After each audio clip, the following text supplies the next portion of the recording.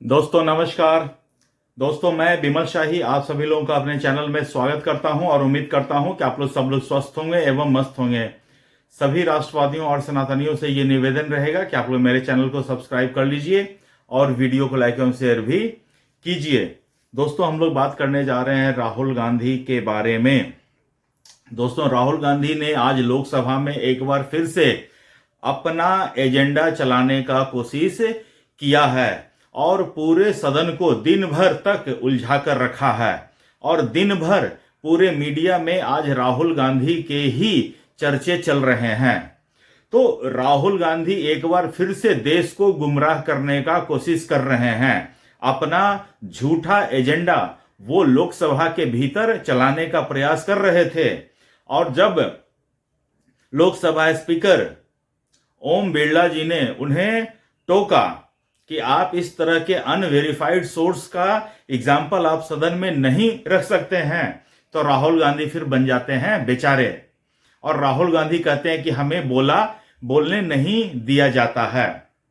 दोस्तों हम बात कर रहे हैं राहुल गांधी ने जो आज संसद में जब अपना मुंह खोला। राहुल गांधी जब भी मुंह खोलते हैं तो वो बेकार ही बोलते हैं, कभी भी वो सेंस वाली बात नहीं करते हैं, हमेशा वो नॉनसेंस वाली बात करते हैं और पूरा का पूरा विपक्ष उनके इस नॉनसेंस के साथ खड़ा हो जाता है। कांग्रेसी तो उनको अपने सिर पे बिठा लेते हैं, कंधे पर बिठा लेते हैं कि हाँ राहुल गांधी नॉनसेंस बोल रहा है, लेट्स प्रमोट हिम।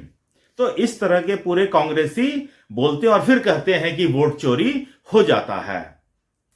दोस्तों राहुल गांधी ने आज बिना किसी इशू के, अभी लोकसभा में बजट सत्र चल रहा था, लोकसभा में उनको देना था, बात करना था बजट के ऊपर, लेकिन राहुल गांधी इशू ले आए 2020 का, जब वो डोकलाम वाला इशू को वो ले आए हैं। राहुल गांधी को ये चाइनीज लोग चैन से सोने नहीं देते हैं, क्योंकि राहुल गांधी और उनकी मम्मी सोनिया गांधी चाइना में जाकर चाइनीज लोगों के साथ खड़े होकर जो उन्होंने कुछ एमओयू साइन किए थे, उनके अनुसार राहुल गांधी काम कर नहीं रहे हैं। तो राहुल गांधी को चाइना से बार बार डंडा होता है कि भैया हमने जो दिया था तुमको टास्क, जो असाइनमेंट दिया था, वो तुम कंप्लीट क्यों नहीं कर रहे हो। तो राहुल गांधी उन्हीं के असाइनमेंट को करने के लिए देश के संसद में इस तरह के मुद्दा उठाते हैं और इस बार उन्होंने मुद्दा उठाने के लिए हमेशा कोई किसी न किसी के कंधे का ही सहारा लेते हैं और इस बार उन्होंने सहारा लिया है नरवणे जी का, जिन्होंने एक किताब लिखी थी। हालांकि वो किताब मिनिस्ट्री ऑफ डिफेंस के परमिशन न मिलने के बाद वो कभी पब्लिश हुई ही नहीं, लेकिन फिर भी उस किताब के कुछ अंश को किसी प्राइवेट मैगजीन ने छापा। प्राइवेट मैगजीन के कंटेंट पे कितना भरोसा किया जा सकता है ये मैं आपके ऊपर छोड़ देना चाहता हूं, क्योंकि उस जो मैगजीन है उसके पब्लिशर्स ने, स्वयं मैगजीन ने कई बार गलत कंटेंट छापने के आरोप में कोर्ट से माफी तक मांगी है। तो राहुल गांधी सदन में उसी कारवां मैगजीन के कुछ लिखे हुए पब्लिश्ड आर्टिकल को कोट करके कह रहे थे कि चाइना की सेना जो है कैलाश रेंज तक आ चुकी थी। बस इतना ही वो बोल पाए आज। उसके बाद ओम बिरला जी ने उनसे पूछा कि ये जो आप कोट कर रहे हैं कहां से कर रहे हैं कोट, तो राहुल गांधी ने कहा कि नरवणे जी की किताब से। तो उसके बाद डिफेंस मिनिस्टर राजनाथ सिंह उठते हैं और कहते हैं कि क्या, वो सिर्फ एक बात पूछते हैं कि मैं सिर्फ एक सवाल पूछना चाहता हूं, क्या नरवणे जी की किताब पब्लिश हुई है। राहुल गांधी कहते हैं कि नहीं। तो इस पर ओम बिरला जी राहुल गांधी को डांटते हुए कहते हैं, सख्त लहजों में, राहुल गांधी को कौन डांट सकते हैं भैया, राहुल गांधी सूरज के खानदान के हैं, सूरज के वंशज के हैं, भारत के दत्तात्रेय गोत्र के एकमात्र ब्राह्मण आदमी हैं, तो उनको कैसे बोल सकता है। ये पूरा भारत जो है उनके नाना जी के जो है कमलाबाई को जो है दहेज में मिला था, तो राहुल गांधी को कैसे डांट सकता है। तो ओम बिरला ने कहा कि आप अनवेरिफाइड सोर्स का कोट यहां पर सदन के अंदर नहीं कर सकते हैं। और जब जैसे ही राहुल गांधी को टोका गया, इस तरह के पूरे कांग्रेसी चिल्लाने लगे, जैसे कि मतलब कि उनको क्या मतलब बोल दिया, कैसे आप रोक सकते हैं राहुल गांधी को।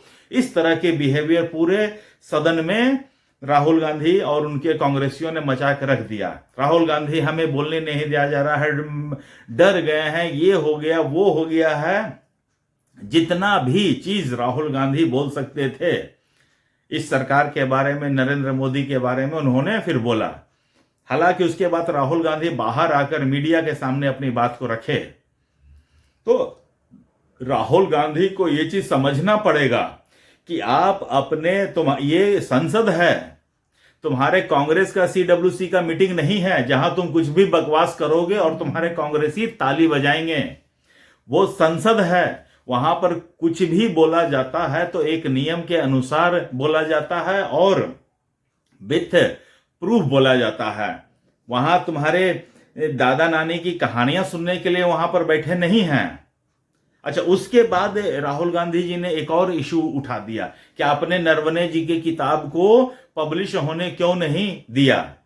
क्यों? एमओ मथाई की किताब आपकी दादी ने रुकवाई थी ना। पब्लिश्ड किताब को उन्होंने भारत में बैन कर दिया था क्योंकि उसमें उनके दादी के कारनामे थे, जवानी के कारनामे, छलकती जवानी के कारनामे, ऐसा बोलना ज्यादा सही रहेगा, कारनामे मेंशन थे। तो इंदिरा गांधी ने एमओ मथाई जी की किताब को बैन किया था। और कितने किताबों को आपके मतलब कि 1957 से लेके 78 तक कितने किताबों को बैन किया गया है। इसका अगर लिस्ट निकालेंगे ना तो एक दिन पूरा मेरे को वीडियो शूट करना पड़ जाएगा।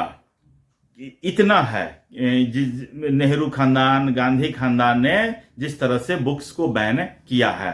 तो आज राहुल गांधी पूछ रहे हैं कि आपने निर्वाणे जी का खुद स्टेटमेंट है कि मैंने किताब छाप दी और किताब छाप को पब्लिशर को दे दिया। अब पब्लिशर ने नहीं छापा, वो जाने, उनका काम जाने। दोस्तों, इसमें राहुल गांधी जी ने जो कहा है ना, उसमें थोड़ा सा भी सच्चाई नहीं है।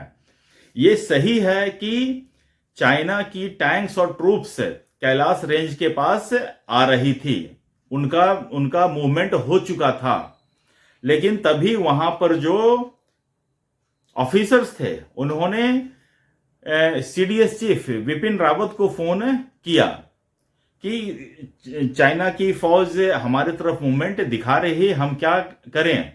उन्होंने फिर रक्षा मंत्री को फोन किया, रक्षा मंत्री ने फिर वापस प्रधानमंत्री को फोन किया, लेकिन तब तक उधर से कोई रिप्लाई नहीं आया।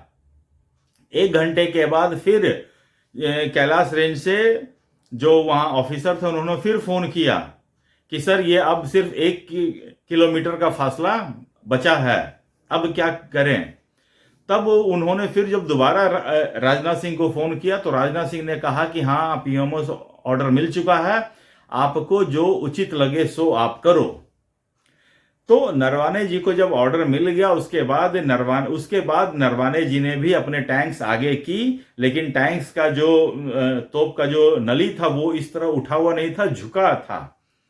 तो इसका मतलब होता है कि yes, we are confronting you but we are not going to attack you first. मतलब कि हम लोग आपके सामने खड़े हैं लेकिन हम पहला वार आपके ऊपर नहीं करेंगे।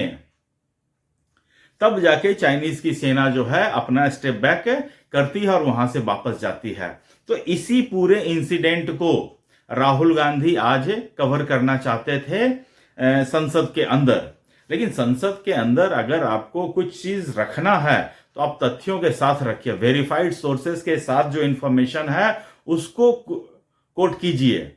आप एक अनवेरिफाइड सोर्स, एक प्राइवेट मैगजीन का एग्जांपल लेकर आप चल रहे हैं और उसको आप चाहते हैं कि लोकसभा में आपकी बात को रखने दिया जाए, तो मुझे लगता है कि ओम बिरला जी हो या राजनाथ सिंह हो या अमित शाह हो, जितने भी लोग हैं सबका धन्यवाद जाता है कि राहुल गांधी के बकवास को वहां नहीं चलने दे रहे हैं। ये काफी काबिल तारीफ है।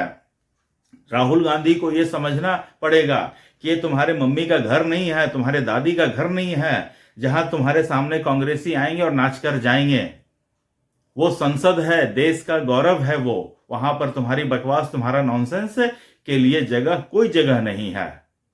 दोस्तों, आप मुझे बताइए कि क्या संसद का यूज राहुल गांधी के नॉनसेंस को दिखाने के लिए या बोलने के लिए किया जाना चाहिए?